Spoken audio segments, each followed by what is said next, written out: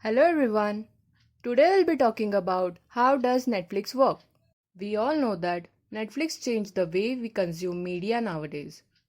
Let's take a look at its history first.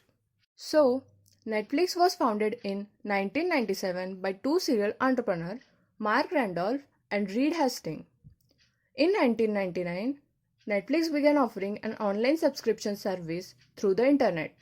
Subscribers chose movie and television titles from Netflix website. The shows were then mailed to customers in the form of DVDs. But apart from the legal challenges, there are also engineering challenges that Netflix solved. I'll be keeping this video as simple as possible, but there are some technical details that we need to know. Netflix uses 700 microservices to control each of the many parts of what makes up the entire Netflix service. One microservice stores what all shows you watched. One deducts the monthly money from your credit card. One provides your device the correct video files. One takes a look at your watching history and uses algorithm to guess a list of movies that you will like. And one will provide the names and images of these movies to be shown in a list on the main menu.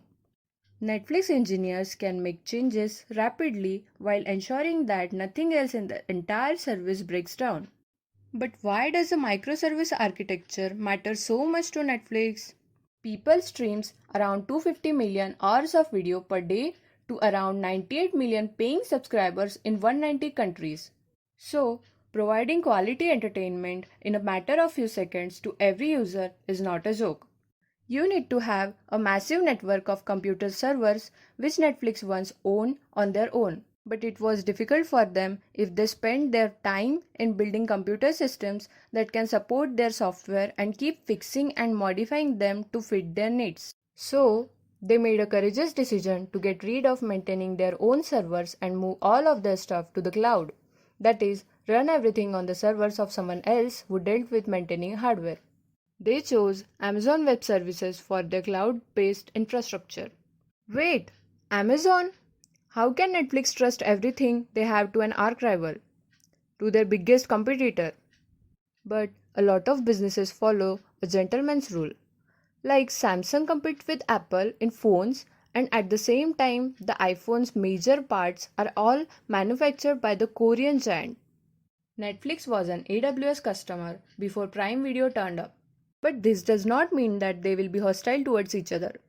Turns out that Netflix and Amazon's partnership turned out to be a huge win-win situation for both the companies.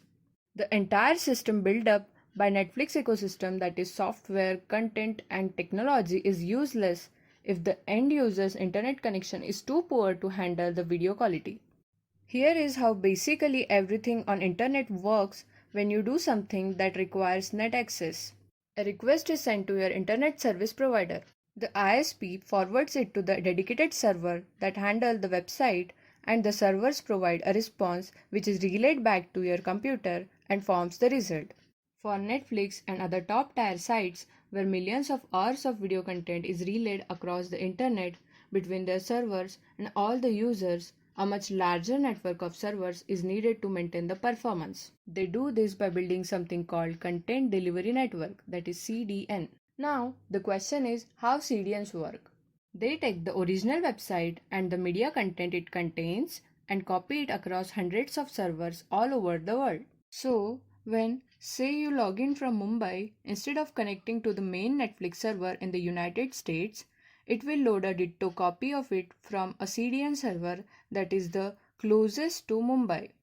This greatly reduces the latency, that is the time taken between a request and a response, and everything loads really fast.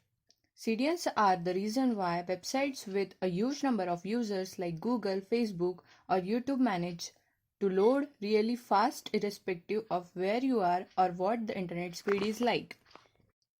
Netflix earlier used a variety of CDN networks operated by giants such as Akamai, Level 3, and Limelight networks to deliver their content.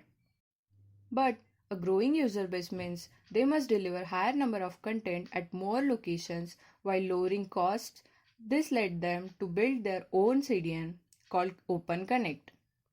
Hence, instead of relying on AWS servers, They installed their very own around the world. But it has only one purpose, that is to store content smartly and deliver it to users. Netflix strikes deals with internet service providers and provides them the red box at no cost. ISPs install these along with their servers. These OpenConnect boxes download the Netflix library for their region from the main servers in the US. If there are multiple of them, each will rather store content that is more popular with Netflix users in a region to prioritize speed.